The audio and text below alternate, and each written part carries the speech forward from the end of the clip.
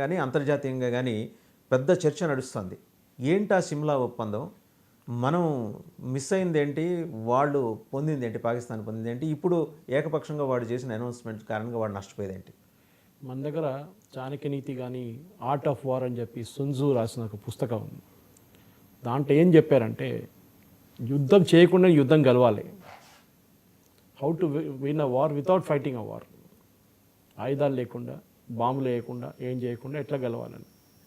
అదేంటంటే అది మోదీ గారు చూపించారు. ఇప్పుడు మన దగ్గర పాకిస్తాన్ని ఎట్లా మొత్తం కంప్లీట్గా ట్విస్ట్ చేసి వాళ్ళని కంప్లీట్గా ఫినిష్ చేయడం ఎట్లా చేయాలి, మనం ఒక్క తుపాకీ కొట్టకుండా ఏం చేయకుండా, అది దిస్ పర్టికులర్ స్ట్రాటజీ అన్నమాట.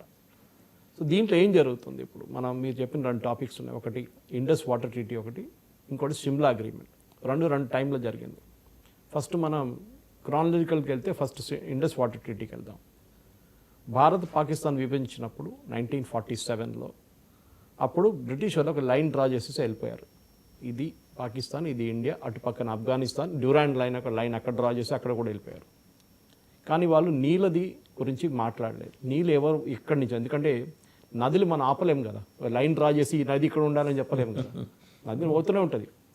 సో దాన్ని చేయకుండా అట్లనే వెళ్ళిపోయారు. సో బేసిక్లీ ప్రాబ్లం ఎక్కడ వచ్చిందంటే ఈ రివర్ డిస్ట్రిబ్యూషన్లో ఇష్యూ వస్తే 1950 తర్వాత, ఎందుకంటే అప్పుడు దాకా మన అందరూ చెప్తుంటారు 47లో మనకు స్వాతంత్రం వచ్చింది, రాలేదు. మనకి 26 జనవరి 1950కి మనం ఇండిపెండెంట్ అయ్యాం. అంటే మన ఓన్ కాన్స్టిట్యూషన్ రాసుకున్నాం. అప్పుడు దాకా మనం డొమినియన్ స్టేటస్లో ఉన్నాం. అంటే బ్రిటిష్ వాళ్ళ కిందనే, రాణి కింద ఉన్నాం మనం, టు ద క్వీన్. సో 51లో భారతదేశం పాకిస్తాన్ కలిసి కూర్చొని, నెహ్రూ గారు తెలుసు కదా, చాలా పెద్ద స్టేట్స్మెన్ ఆయన, అందరికీ ఈ మన భస్మాసుర వరంలాగా ఇచ్చుకుంటూ వెళ్ళిపోతారు. ఎవరికి ఏం వరం కావాలంటే ఇచ్చేస్తారు, శివుడు వరస్తారు కదా, అట్లనే పాకిస్తాన్ వచ్చి మనం మాట్లాడుకుందాం, మనకి రివర్, మాకు నీళ్ళు మీ దగ్గర నుంచి వస్తే మాకు అన్ని నీళ్ళు, మనం ఒక ఒప్పందం పెట్టుకుందాం అని చెప్పి నెగోషియేట్ చేయడం. అయితే నెహ్రూ గారు ఇమీడియట్గా మనం యునైటెడ్ నేషన్స్కి వెళ్దామని చెప్పారు. ఎందుకు అర్థం కాదు ఆయనకి, యుఎన్ అంటే చాలా పిచ్చి, ప్రేమ, చాలా ప్రేమ. దీనికన్నా ముందు కూడా మనం చూసుంటాం, కశ్మీర్ ఇష్యూలో కూడా యుఎన్కి వెళ్దామని చెప్పారు. ఆయనే ప్రపోజ్, వాళ్ళు చేయలేదు. ఇప్పుడు కూడా మన తల మీద తిరుగుతుంది అది యుఎన్ రెసల్యూషన్. సో ఏం చేశారంటే యుఎన్ ఏమన్నారు, మాకు దీంట్లో ఎక్స్పర్టీస్ లేదు, మీరు వరల్డ్ బ్యాంక్ని పిలిపించుకున్నారు. నాకు అర్థం కాదు వరల్డ్ బ్యాంక్ని ఎందుకు పిలిపించుకున్నారు. వరల్డ్ బ్యాంక్కి డబ్బుల గురించి తెలుసు కానీ నీళ్ళ గురించి ఏం తెలుసో వాళ్ళకి తెలియదు నాకు. ఎనీవే ఇదంతా జరిగింది 1951లో మొదలైంది. 60లో ఈ అగ్రిమెంటు ఒప్పందానికి వచ్చారనమాట. సో ఈ అగ్రిమెంట్ సైన్ చేసినాం. జవహర్లాల్ నెహ్రూ ఇటువైపు నుంచి, అటువైపు నుంచి general Ayub Khan, Pakistan dictator, so-called president, ఎందుకంటే వాళ్ళ దగ్గర ఆర్మీ రూల్లో నడుస్తుంటుంది. అప్పుడు ఈ డీకోడ్ చేయడం, ఇండస్ వ్యాలీ ట్రీటీని డీకోడ్ చేయడంలో మన ప్రేక్షకులు చాలామంది, ఇప్పుడు నేను చాలా ఛానల్స్లో మాట్లాడుకుంటూ వస్తున్నాను దీని గురించి, ఎందుకంటే ప్రేక్షకులు కూడా తెలుసుకోవాలి. ఏదో నీళ్ళ ట్యాప్ బంద్ చేస్తే పాకిస్తాన్కి నీళ్ళు వెళ్ళదంటే అట్లా కాదు. ఇది ఈ ఇండస్ రివర్ అనేది ఫస్ట్ ఒక రివర్ సిస్టమ్. ఇది దీంట్లో 5-6 రివర్స్ ఉన్నాయి. ఒకటి మన వైపు నుంచి 3 ఉన్నాయి, టిబెట్ వైపు నుంచి 3 వస్తుంది. Eastern flowing and western flowing అంటారు దాన్ని. దాంట్లో అన్నిటికంటే పెద్ద ఇండస్. నేను లద్దాఖ్ వెళ్ళినప్పుడు చూశాను, అక్కడ ఇండస్ రివర్ ఫ్లో అవుతుంది, జన్స్కార్ రివర్ ఒకటి, ఇంకోటి, అన్నీ కలిసి మళ్ళీ కశ్మీర్కి వెళ్తుంది, కశ్మీర్ నుంచి అది పాకిస్తాన్కి వెళ్తుంది అనమాట. ఇండస్ వ్యాలీ సిస్టంలో వీళ్ళు ఏం చేశారంటే, నెహ్రూ గారు చేసిన అన్నిటికంటే పెద్ద తప్పు, ఫస్ట్ ఆయన చేసిన తప్పులు యాక్చువల్లీ హిస్టరీ మొత్తం తప్పులు. పాకిస్తాన్కి ఫ్రీగా నీళ్ళు ఇచ్చేశారు. ఈ 3 నదుల నుంచి వచ్చే నీళ్లు, టిబెట్ నుంచి వచ్చి మాకు వచ్చిన నీళ్లు మీరు తీసుకోండి, మేము ఒక 20% పెట్టుకుంటాం, మీకు 80% మీరు వాడుకోండి అని. 80% ఇచ్చేసారు. 80%. దానికి 80% వాడాలంటే ఏంటి కండిషన్ పెట్టారు పాకిస్తాన్, మీరు దాని మీద డ్యామ్ కట్టకూడదు. ఇండియా వైపు టిబెట్లో కానివ్వండి, లదాఖ్లో కానివ్వండి, కశ్మీర్ వైపు మీరు డ్యామ్ కట్టకూడదు అన్నాడు. ఓకే అన్నాడు. ఆలోచించండి, ఇంత పెద్ద రివర్ సిస్టమ్, అది కూడా ఈ రివర్ సిస్టమ్ ఎట్లా ఉంటుందంటే, వాళ్ళ దగ్గర మనకి సమ్మర్లో నీళ్ళు ఉండవు, మన భారతదేశంలో సమ్మర్లో నీళ్ళు ఉంటుంది. ఎందుకంటే అక్కడ హయ్యర్ రీచెస్లో స్నో మెల్ట్ అవుతున్నప్పుడు ఆ స్నో మెల్ట్ అయ్యి కిందకి వచ్చిన నీళ్ళు అయిపోతుంది. ఆలోచించండి ఎంత నీళ్ళు అనేది. మీకు ఒక ఎగ్జాంపుల్ ఇస్తాను వాసుదేవన్ గారు. ఈ నీళ్ళది మనం యూజువలీ క్యూసెక్స్లో మాట్లాడతాం, ఎన్ని క్యూసెక్స్ నీళ్ళని మనం ఇక్కడ మాట్లాడతాం. కానీ ఇంకొక మెజర్ ఉంది దీనికి అనమాట. దాని అంటారు MAF అంటారు, మిలియన్ ఏకర్ ఫీట్. ఒక MAFకి కెపాసిటీ ఎంత అని ఎక్స్ప్లెయిన్ చేయాలంటే చాలా సింపుల్ మెథడాలజీలో ఢిల్లీ తీసుకుందాం. మొత్తం Delhi state as such, union territory అని చెప్తారు, స్టేట్ అని చెప్పుకోండి. ఢిల్లీ మొత్తం 3 ఫీట్ల నీళ్ళతోని ఢిల్లీ మొత్తం ముంచేసుకోవచ్చు. అంత నీళ్ళు 1 మిలియన్ ఏకర్ ఫీట్, 3 ఫీట్ నీళ్ళు మొత్తం ఢిల్లీ కంప్లీట్ ఫిలప్ చేసుకోవచ్చు. ఈ ఇండస్ వ్యాలీ నుంచి వచ్చే రివర్ సిస్టమ్ నుంచి వచ్చే మొత్తం నీళ్లు ఒక సంవత్సరానికి 320 నుంచి 400 MCF. మీరు బాక్రా నంగల్ 23 సార్లు నింపొచ్చు. ఆలోచించండి. అలాంటి దాన్ని ఫ్రీగా ఇచ్చేసారు. ఇంకొక వే ఎక్స్ప్లెయిన్ చేయాలంటే చాలా సింపుల్గా, మన ఇంట్లో ఒక వాటర్ ట్యాంక్ ఉందండి టెర్రస్ పైన, దానికి 500 లీటర్ కెపాసిటీ ఉంది. యూజువలీ వాటర్ ట్యాంక్కి నీళ్ళు నిండిపోయినప్పుడు మనం ఒక లెవెలర్ పెడతాం, బంద్ అయిపోతుంది బయట నుంచి వచ్చే నీళ్ళు. లెవెలర్ లేదనుకోండి, నీళ్ళు వస్తూనే ఉంటుంది. ఇది వచ్చి ఈ ట్యాంక్లో పడుతుంది. మీరేం చేస్తారు, కొంచెం వాడుకుంటారు. దాని తర్వాత ఏం చేస్తారు, నీళ్ళు వస్తూనే ఉంది కదా, వదిలేయాలి, ఇంకా అంతే తప్పదు. వదిలేశారు. అది కూడా ట్యాంక్ బస్ట్ అయిపోతుంది. ట్యాంక్ పడిపోతుంది, ఓవర్ఫ్లో అయిపోతుంది, ఏదైనా అవుతున్నాను. నెహ్రూ గారు చేసిన తప్పు ఏంటంటే ఈ డ్యామ్ కట్టకుండా ఆయన అగ్రీ చేసింది ఫస్ట్ తప్పు. నెక్స్ట్ 80% నీళ్ళు పాకిస్తాన్కి ఇవ్వడం. ఎందుకు ఇచ్చారు ఇంత? అది ఆయన ఏంటి సార్ అంత ఫేవరెటిజం ఆయనకి ఏంటంటే నేను చాలా పాపులర్ మనిషి కావాలి, అందరి ముందు నేను ఒక విఐపి లాగా ఉండాలని చెప్పి చేశారు. ఆయన did he aspire for any Nobel? అంటే ఆ టైంలో నోబెల్ ప్రైజ్ అంత ఇది లేదనుకోండి, కానీ స్టేట్స్మెన్ లాగా, ఇంటర్నేషనల్ స్టేట్స్మెన్ లాగా నన్ను యునైటెడ్ నేషన్స్ చేరుకుంటాను.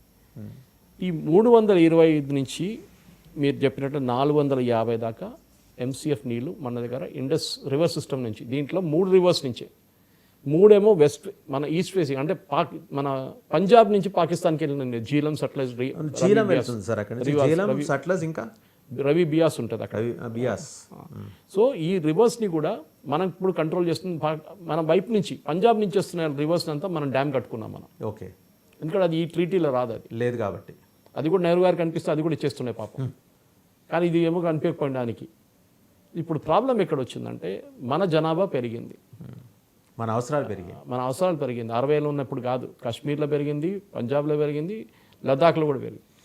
లద్దాఖ్లో మీకు మంచినీళ్ళు దొరకవు ఒకసారి, ఇంత రివర్ సిస్టమ్ ఉండి కూడా మంచినీళ్ళు ఉండవు. ఒకసారి ఆలోచించండి. రివర్ షార్ట్, వాళ్ళ పాపులేషన్ ఇంత చాలా తక్కువ, 160,000.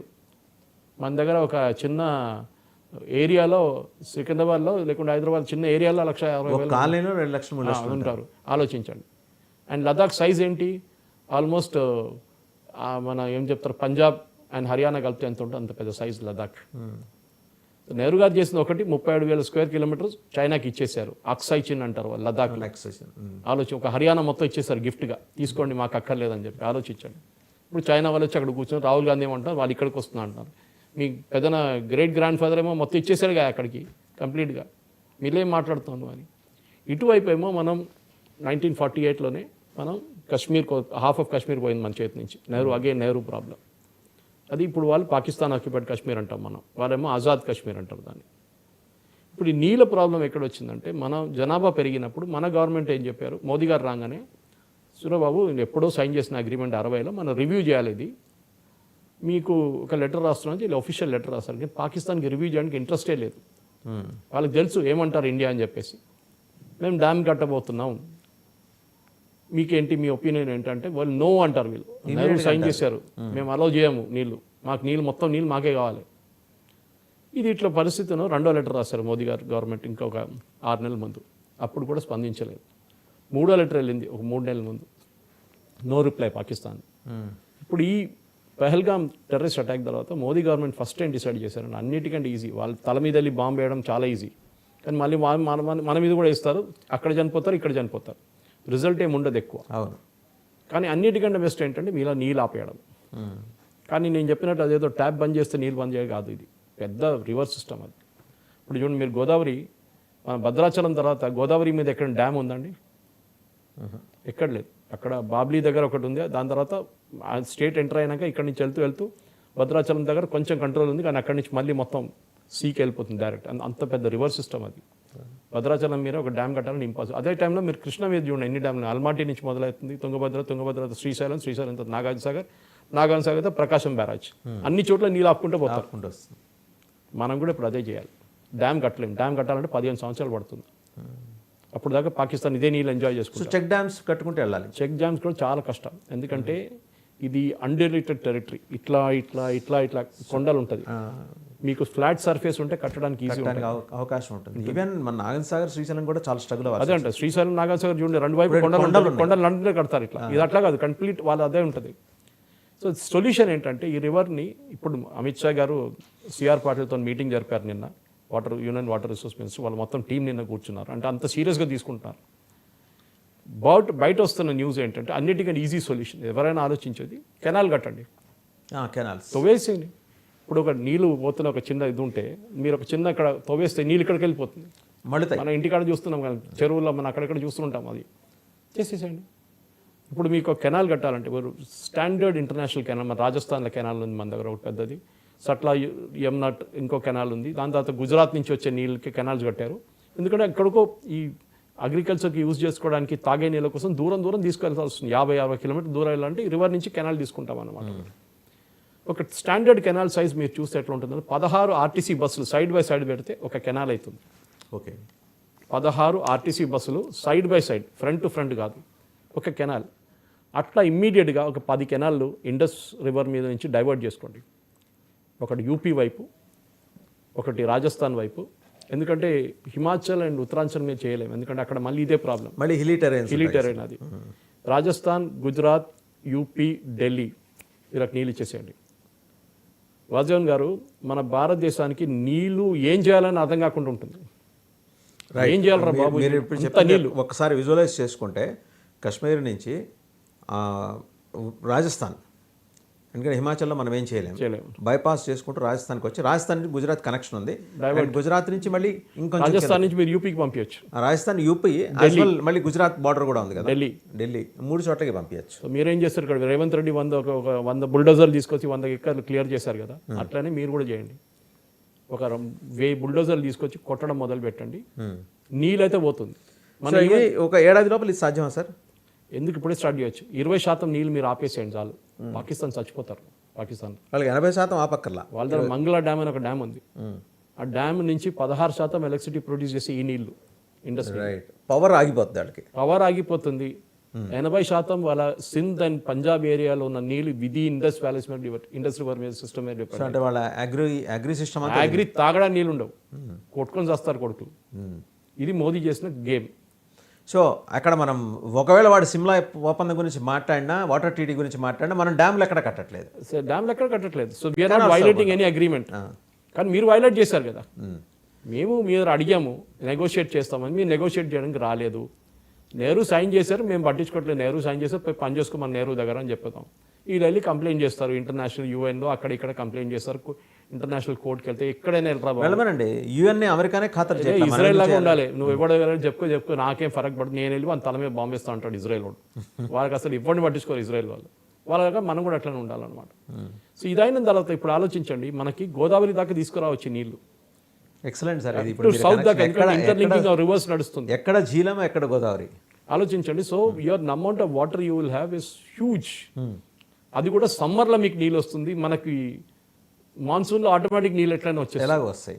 సమ్మర్లోనే మన నీళ్ళు తగ్గుతాయి కదా, నాగార్జున సాగర్, శ్రీశైలం అన్ని. మీరు అనేది గుజరాత్ దాకా కనుక తీసుకురాగలితే ఆటోమేటిక్గా మహారాష్ట్ర వరకు కూడా ఈజీగా కనెక్ట్ అయిపోతుంది. అక్కడ నుంచి కెనాల్ సిస్టమ్ బిల్డ్ చేసుకుంటే వెళ్ళిపోవచ్చు. పెద్ద ఎఫర్ట్ అంత ఏదో మీరు చెప్పినట్టు ఓవర్ నైట్ చేయలేము, కానీ మొదలు పెట్టచ్చు. బట్ మొదలెడితే ఒక ఏడాది లోపల మనం మొదలు పెడితేనే వాళ్ళకి భయం వచ్చేస్తుంది. వాజవన్ గారు, మొదలు పెట్టామనే కానీ భయం వచ్చేస్తుంది వాళ్ళకి అనమాట. సో డెఫినెట్గా ఏం చేయాలంటే ఫస్ట్ స్టెప్ ఏంటి, మనం అనౌన్స్ చేసేసాం ఇట్లా చేయబోతున్నాం మేమని. మీరు ఎవరితోనూ వారు ఏమన్నారు, మీరు నీళ్లు డైవర్ట్ చేస్తే ఏమైనా చేస్తే యుద్ధం మొదలవుతుంది అన్నారు. చూడండి, వాళ్ళు బాంబుల కోసం, వాళ్ళు భారతదేశంలో ఇండియన్ ఎయిర్ ఫోర్స్ని భయపడలేదు, ఇండియన్ నేవీని భయపడలేదు, ఇండియన్ ఆర్మీని భయపడలేదు, వాళ్ళు దీంతో భయపడుతున్నారు. మాకు నీళ్ళు ఆపితే మీకు శ్వాస ఆపుతా ఉన్నాడు Hafiz Saeed. Bomb any chance PCR బయట ఉంటే మనం వేద్దాం, మీరు రెడీ చెప్పండి. ఇది దిస్ ఇస్ ద థింగ్, మేము బాంబ్ వేస్తాం, ఇట్స్ అ వార్.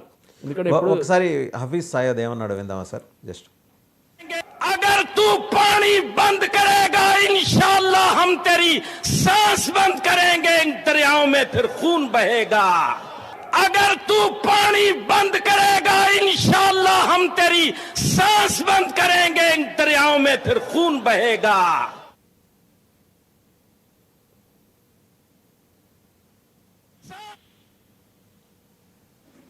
రైట్. అతను అన్నది ఏంటంటే, అదే మాకు నీళ్ళు ఆపితే నీకు శ్వాస ఆపుతాం. ఎట్లా ఆపుతారు?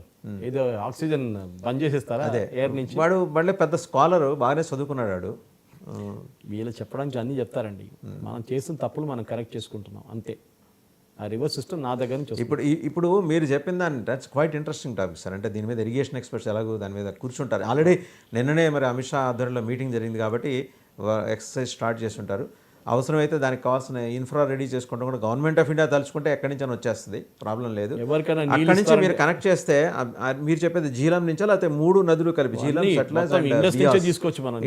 ఇండస్ వ్యాలీ నుంచి కనుక తీసుకుంటే అవన్నీ కలిసి మనం 3 రాష్ట్రాలు రాజస్థాన్, ఢిల్లీ, అంతే, గుజరాత్, అక్కడ already Sutlej Yamuna link canal ఒకటి ఉంది. ఆ కెనాల్ కనెక్ట్ చేసుకుంటే ఢిల్లీకి వెళ్ళిపోతుంది. ఢిల్లీకి చాలా ప్రాబ్లం నీళ్లు.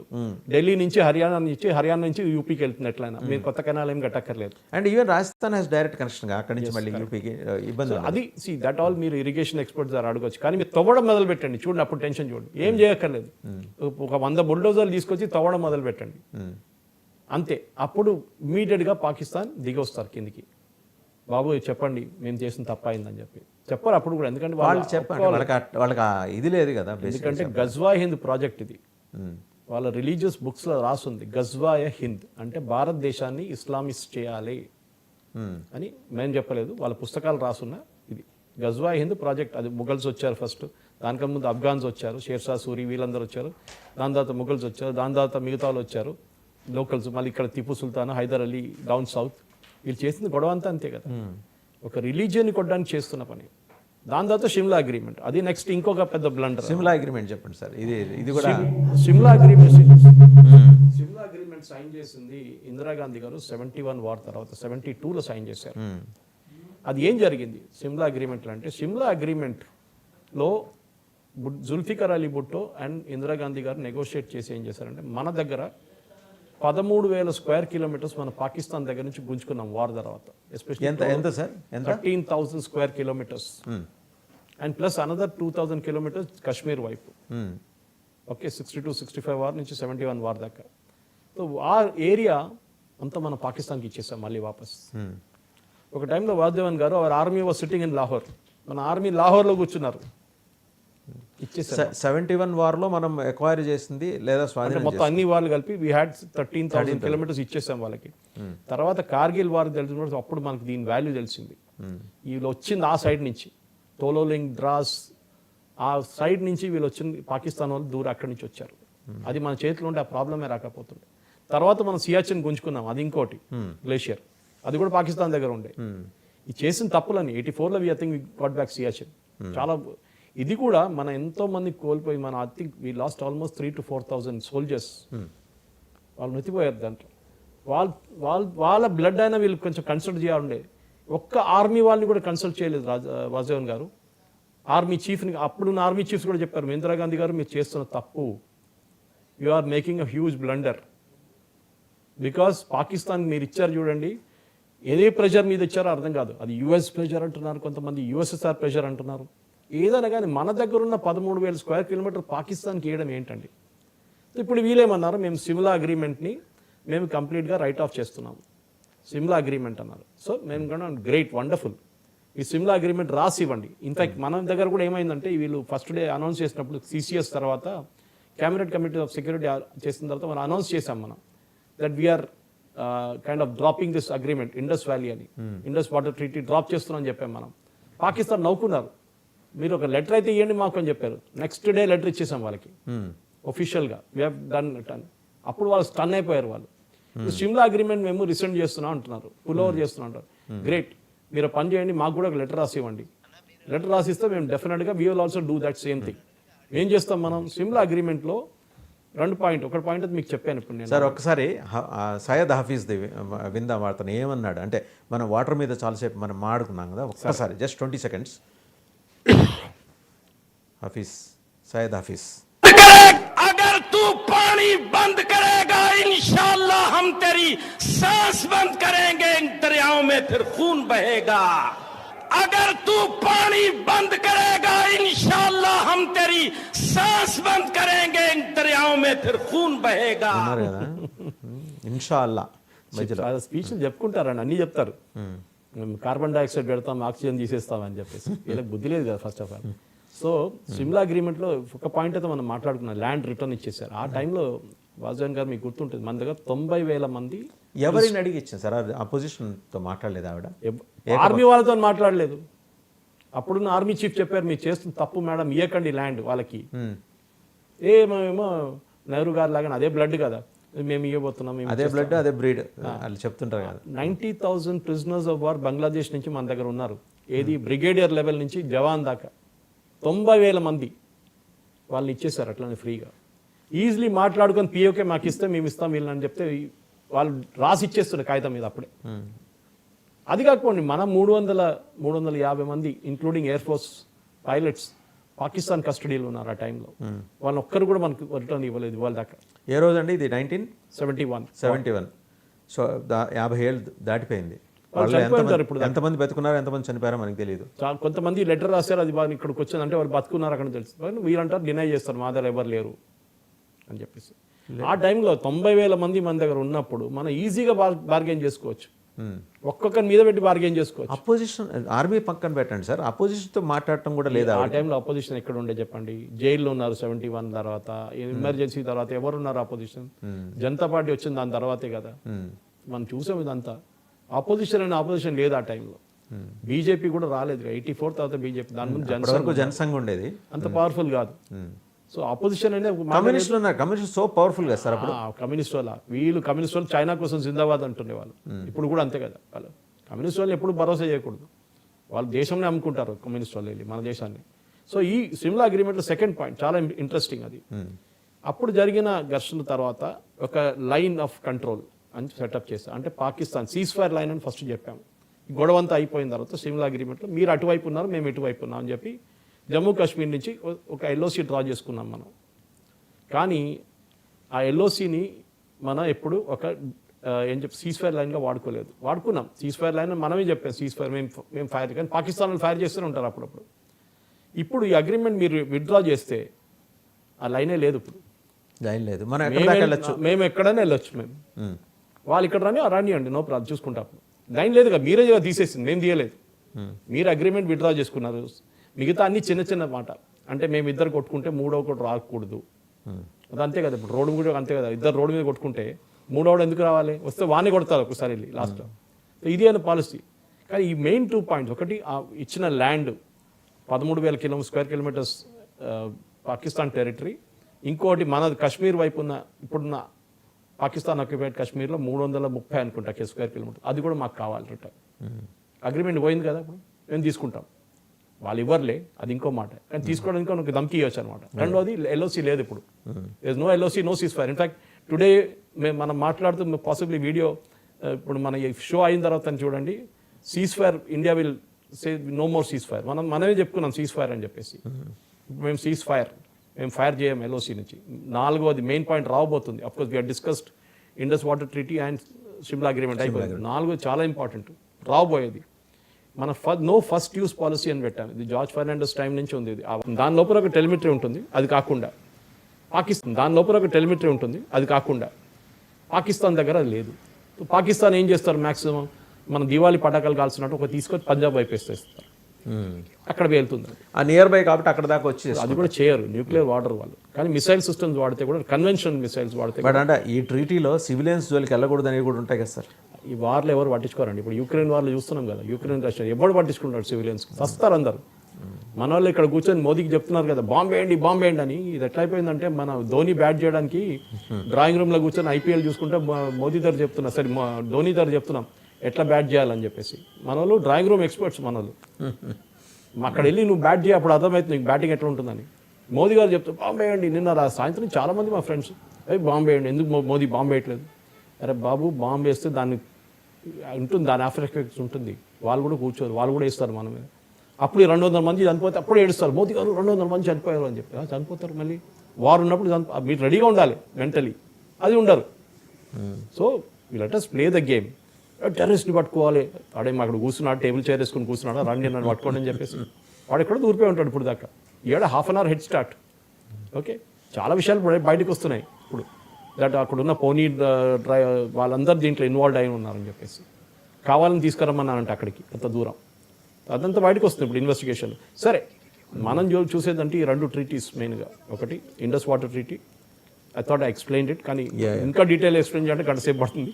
Next but quite interesting point sir. మనం ఒక 5-10 minutes దాని గురించి, ఎందుకంటే వాటర్ అనేది జనం బాగా చూసే ఇది సార్. అన్ని రాష్ట్రాల వాళ్ళు, మన తెలుగు రాష్ట్రాల్లో అన్ని రాష్ట్రాల వాళ్ళు ఉన్నారు, and Telugu audience they are very much interested in. Sir రాజస్థాన్లో డెజర్ట్ ఇందిరాగాంధీ కట్టిన కెనాల్ ఒకటి ఉంది వాటర్ సిస్టమ్, అప్పుడు అదొకటి మన దగ్గర మెయిన్గా ఉంది. కానీ మీ దగ్గర పంజాబ్లో హర్యానాలో సర్ఫేస్ వాటర్ లేదు, రైట్, గ్రౌండ్ వాటర్ లేదు. మొత్తం బోర్వెల్ ఫ్రీ కరెంట్ ఇచ్చినప్పుడు ఏమైపోతుందంటే మొత్తం బోర్వెల్ నుంచి నీళ్ళు గుంజుకుంటారు. ఇప్పుడు చూడండి మన వైపు కూడా ఫ్రీ ఉచిత కరెంట్ ఇచ్చిన తర్వాత మీరు మొయినాబాద్ వైపు వెళ్ళండి, మీరు అటువైపు వెళ్ళండి, షామీర్పేట వైపు వెళ్ళండి, సిటీకి ట్యాంకర్లు తీసుకొస్తున్నారు నీళ్ళు అక్కడి నుంచి, ట్యాంకర్ నింపుకొని తీసుకొస్తున్నారు. కరెంట్ ఫ్రీ కదా, ఉచితం. నీళ్ళ టేబుల్ పడిపోతుంది. అవును, 500 ఫీట్లో నీళ్ళు ఇప్పుడు 1200 కూడా మీకు దొరకదు. ఇదే పరిస్థితి పంజాబ్ హర్యానాలో, నీళ్ళు లేవు. సో మీరు ఈ కెనాల్ పెట్టుకుంటే ఆటోమేటిక్లీ వాళ్ళకి నీళ్ళు వచ్చేస్తుంది, సర్ఫేస్ వాటర్ వచ్చేస్తుంది. సర్ఫేస్ వాటర్ వస్తే వాళ్ళు బోర్వెల్ వాటర్. ఇప్పుడు మన దగ్గర Nagarjuna Sagar left bank right bank canals ఉన్నాయి కాబట్టి మనం యూసేజ్ అనేది బాగా పడిపోయింది యూసేజ్. సో అదే పాలసీ ఇక్కడ అనమాట. సో చాలా మంది అడగొచ్చి పాసిబుల్లీ మన ప్రేక్షకులు అడుగుతారు, ఓ అంటే మోదీ గారు రేపు మొదలు పెడతారా, శంకుస్థాపన చేస్తారంటే ఏం లేదు, చేసేది చుప్చాప్ చేస్తాం, అంతే. పబ్లిసిటీ ఇవ్వక్కర్లేదు. వాళ్ళకి నీళ్ళు బంద్ అయినప్పుడు అర్థమవుతుంది. మన దగ్గర కూడా అంతే కదా, నీళ్ళు రాకపోతే 2 రోజులు మన హైదరాబాద్ మెట్రో వాళ్ళు నీళ్ళు రిలీజ్ చేయకపోతే ఆ రోజు అర్థమైపోతుంది ఏమైందిరా నీళ్ళు, ఇప్పుడు నీళ్ళు రావట్లేదు ఏంటంటే అది నీళ్ళు రావట్లేదా, అచ్చా ఏదో ప్రాబ్లం ఉన్నట్లుంది, చూద్దాం. సో అది ఎందుకంటే పాకిస్తాన్కి ఇండిపెండెంట్గా ఉన్న రిసోర్స్, వాటర్ రిసోర్స్ మిగతా చోటు నుంచి అన్ని రాజస్థాన్, యూపీ, హర్యానా, పంజాబ్, ఢిల్లీ 5 రాష్ట్రాలు ఇమ్మీడియట్ గా బెనిఫిట్ అవుతుంది. అక్కడి నుంచి మీరు గోదావరికి కనెక్ట్ చేసే విధంగా ఒక canal, long term project, long term, ఇవాళ కాకపోతే 10 ఏళ్లలో. ఇంకోటి వీళ్ళు ఏం చేస్తున్నారంటే సట్లజ్, బియాస్ మన దగ్గర ఉన్న 3 నదులు ఉంచండి పంజాబ్లో, అక్కడ సిల్ట్ చాలా ఉంది. సిల్ట్ అంటే మన మట్టి చాలా ఉంది, మట్టి పెరిగిపోయి ఉంటుంది, దాంట్లో కెపాసిటీ లేదు స్టోర్ చేయడానికి. శ్రీశైలం కూడా అదే ప్రాబ్లం మన దగ్గర. శ్రీశైలం మొత్తం సిల్ట్ తీసేస్తే అండ్ ఇంకోటి సార్, ఆ అగ్రిమెంట్ లో వాడు వాటి మీద కట్టద్దన్నాడు, కానీ అవి కెనాల్స్ మళ్ళించి వేరే దగ్గర కనెక్ట్ చేసి కట్టుకోవచ్చుగా. అది అయిపోయింది కదా, మేము విత్డ్రా చేసుకున్నాం, మేము పాస్ట్ అగ్రిమెంట్. ఒకవేళ ఇన్ కేస్ వాడు అడిగినా మళ్ళీ ఏ గోదావరి మీద, కృష్ణ మీద కట్టుకున్నా పాస్ట్ అంటే మనం మ్యూజిక్ వింటున్నప్పుడు పాస్ బటన్ ప్రెస్ చేస్తాం, అంటే మేము మ్యూజిక్ బంద్ చేయలేదు, ఇంకా మ్యూజిక్ నడుస్తూనే ఉంది, కానీ పాస్ చేసిస్తాం. ఇప్పటికి నువ్వు మర్యాదగా ఉంటే మేము అన్పాస్ చేసి మళ్ళీ ప్లే చేస్తాం పాట. అది that is the threat. So ఇప్పుడు చూడండి, ఇప్పుడు వాళ్ళ రియాక్షన్ చూడండి. మనం ఒక మిసైల్ ఫైర్ చేయలేదు, ఒక 133 గన్ యూజ్ చేయలేదు, బోఫర్స్ గన్స్ యూజ్ చేయలేదు, మోటార్ గన్స్ యూజ్ చేయలేదు, ఏం చేయలేదు. చేయకుండానే వాళ్ళు పానిక్ అయ్యి మేము మిమ్మల్ని అది చేస్తాం, we just have ignited our intellectual brain, that's it, అంతే. వార్ ఎప్పుడు అది మళ్ళీ we have to go back to Chanakyaniti and also Sun Tzu the art of వార్లో చాలా మటుకు ఇదండి. ఇప్పుడున్న దాంట్లో స్ట్రాటజీలో చాలా మటుకు ఇదే చేయాల్సింది. ఇప్పుడు చైనా యుఎస్ వార్ ఉంది, వార్ అంటే ట్రేడ్ వార్, యాక్చువల్లీ ఇది వార్. చైనా అన్నారు కదా దిస్ ఈజ్ వార్ అని, కానీ మీరు ఎట్లా వాడుకోవాలి మీ ద్వారా. మనం 62లో 62, 65, 71 కార్గిల్ మనం ఎప్పుడు ఈ నీళ్ళు ఆపలేదు. ఇంత పెద్ద వార్ జరిగినప్పుడు కూడా we never stopped that water. అంతా వీ నో ద కాన్సిక్వెన్సెస్. కానీ ఇప్పుడు చాలా అయిపోయింది, ఇంకా మనం భరించలేం వీళ్ళతోని, ఖతం చేసేసాను. అయితే ఒక్కటే ఒక టెక్నికల్ సందేహం సురేష్ గారు, you may laugh at me if I pose that question. No problem. International ఈ హ్యూమనిటీ ఆర్గనైజేషన్స్, హ్యూమన్ రైట్స్ వాళ్ళు ఆమ్నెస్టీకి వెళ్తే, ఆమ్నెస్టీ బంద్ చేసి పడేసాం కదా ఇండియాలో. ఆమ్నెస్టీకి ఏం పవర్ ఉందండి? They are an NGO. ఇండియాలో బంద్ చేసి వాళ్ళు తాళం వేసి వెళ్ళిపోయారు వాళ్ళు ఇక్కడ నుంచి. వీళ్ళు ఇంటర్నేషనల్ కోర్ట్ ఆఫ్ జస్టిస్కి వెళ్తారు, అక్కడికి వెళ్తారు కదా. నెతన్యాహు ఏం చెప్పాడు, నువ్వు ఎవర్రా నాకు? నెతన్యాహునే అన్నాడు, చిన్న దేశం ఆయన అన్నాడు, నువ్వెవరు నా దాంట్లో ఇంటర్వ్యూన్ కావడానికి? అదే అంటున్నారు, you are nobody. And Trump అన్నాడు, నేను నిన్ను లెక్క చేయను అన్నాడు. అదే బంద్ చేసి పడేస్తా అన్నాడు, జడ్జిలు కూడా విత్డ్రా చేసుకుంటా అన్నాడు అక్కడి నుంచి. So that does not bother. సి మన ఎవరు ఎంత పవర్ఫుల్గా ఉన్నా మన మాట వింటారు. హిందీలో ఒక సెయింగ్ ఉంది, జిస్కీ లాఠీ ఉస్కీ బైన్స్, ఎవరి చేతిలో కర్ర ఉంటుంది. ఇవన్నీ ఓకే సార్, మనం ఇప్పుడు రచ్చ గెలుస్తున్నాం, ఇంట్లో మనకి లెఫ్టిస్టులు ఉన్నారుగా. అదే 2.5 వార్ అని చెప్పారు కదా బిపిన్ రావత్ గారు. చైనా, పాకిస్తాన్, హాఫ్ ఇక్కడ నక్సలైట్స్, అర్బన్ నక్సల్స్, ఎన్జిఓలు, Amnesty International, human rights ward, మళ్ళీ మన కపిల్ సిబ్బల్, అభిషేక్ మను సింఘ్వి, ఇందిరా జైసింగ్, వీళ్ళందరూ ఉన్నారు. ఈకో సిస్టమ్ ఇక్కడ ఉంది ఒకటి. వాళ్ళతో మళ్ళీ కూడా కొట్లాడొచ్చు మనం, ఎందుకంటే డైరెక్ట్ వస్తున్నారు వాళ్ళు, వీళ్ళు ఇండైరెక్ట్ గా వస్తారు.